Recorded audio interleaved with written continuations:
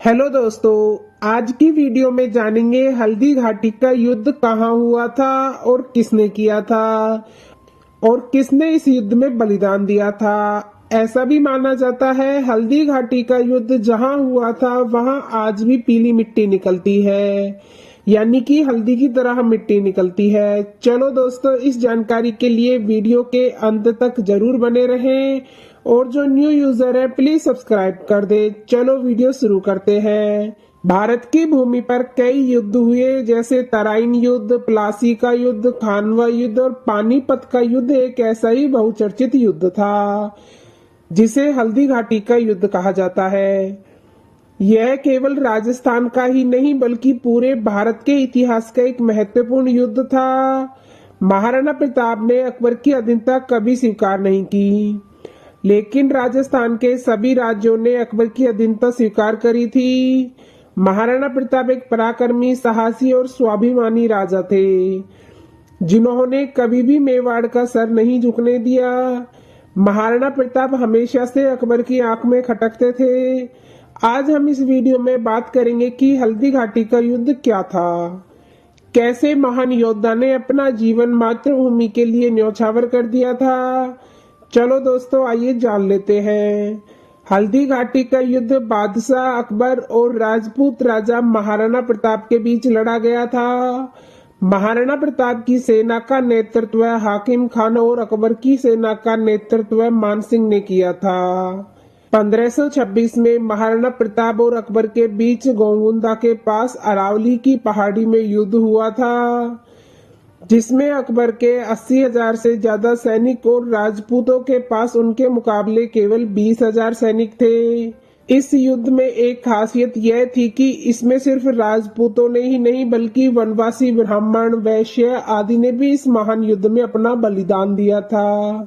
महाराणा प्रताप जाति धर्म से उठकर योग्यता को तर्ज देते थे। इसमें इतिहासकार अल बदावन भी शामिल था। अल बदावन ने महाराणा प्रताप के और पराक्रम की जमकर तारीफ की। 18 जून 1526 को रोज की तरह महाराणा प्रताप अपने घोड़े चेतक पर निरीक्षण कर रहे थे और मोलेला गांव में मानसिंह ने डेरा डाला था। यह युद्ध करीब 9 घंटे तक चला। लड़ाई में अकबर की सेना ज्यादा होते हुए भी राजपूतों की सेना के सामने मुगलों की हालत खस्ता हो गई थी।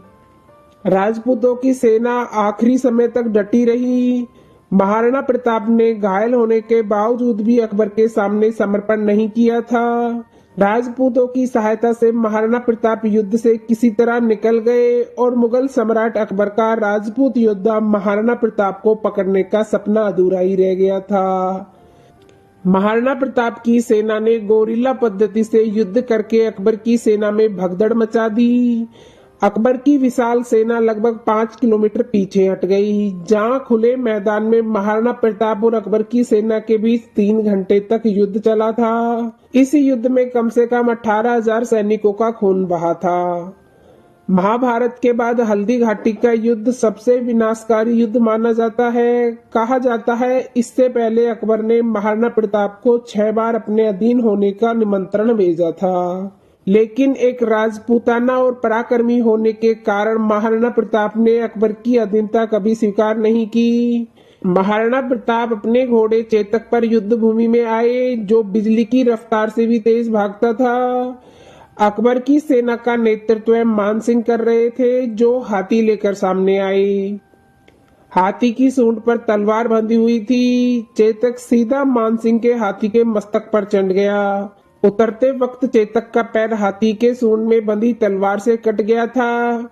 इस युद्ध के बाद जगह जगह खून ही खून बिखरा हुआ था, जिसने काफी लोगों को विचलित कर दिया। कहा जाता है कि महाराणा प्रताप ने युद्ध के दौरान अपने सीने पर लोहे, तांबा और पीतल से बना 72 किलो का कवच पहना हुआ था और साथ ही 81 किलो का भाला भी था। उनके कमर पर 2 तलवारें बंधी हुई थी। यह भी कहा जाता है कि वो एक वार से ही 2 टुकड़े कर देते थे। हल्दी घाटी के बाद मेवाड़, चित्तौड़, कुंभलगढ़, उदयपुर, गोंगड़ा जैसे क्षेत्र अकबर के अधीन आ गए थे। राजपूतों की शक्ति कमजोर पड़ गई थी, क्योंकि अधिकतर राजपूतों ने मुगलों की अधीनता स्वीकार कर ली थी। हल्दी घाटी के युद्ध के बाद भी पराक्रमी महाराणा प्रताप ने अधीनता स्वीकार नहीं की और राजपूतों को साथ लाने का प्रयास करते रहे। कई इतिहासकारों का मानना है कि इस युद्ध में ना तो अकबर की जीत हुई थी, ना ही महाराणा प्रताप की। हल्दी घाटी के युद्ध के बाद मुगलों का शासन काफी बढ़ गया था। चलो दोस्तों, अब जान लेते हैं हल्दी घाटी की मिट्टी हल्दी क्यों है। हल्दी घाटी अरावली पर्वतमाला का एक क्षेत्र है जो राजस्थान में राजसमंद और पाली जिलों को जोड़ता है। यहाँ पाए जाने वाली मिट्टी की वजह से इसका नाम हल्दी घाटी है। दोस्तों, उम्मीद करते हैं कि आपको यह हल्दी घाटी के युद्ध पर आधारित वीडियो अच्छा लगा होगा। आपको यह वीडियो कैसी लगी कमेंट बॉक्स में जरूर बताएं और ऐसी ही ऐतिहासिक वीडियोस देखने के लिए हमारे चैनल को सब्सक्राइब करना ना भूलें। चलो मिलते हैं नेक्स्ट वीडियो में, जब तक के लिए अपना ख्याल रखना। धन्यवाद।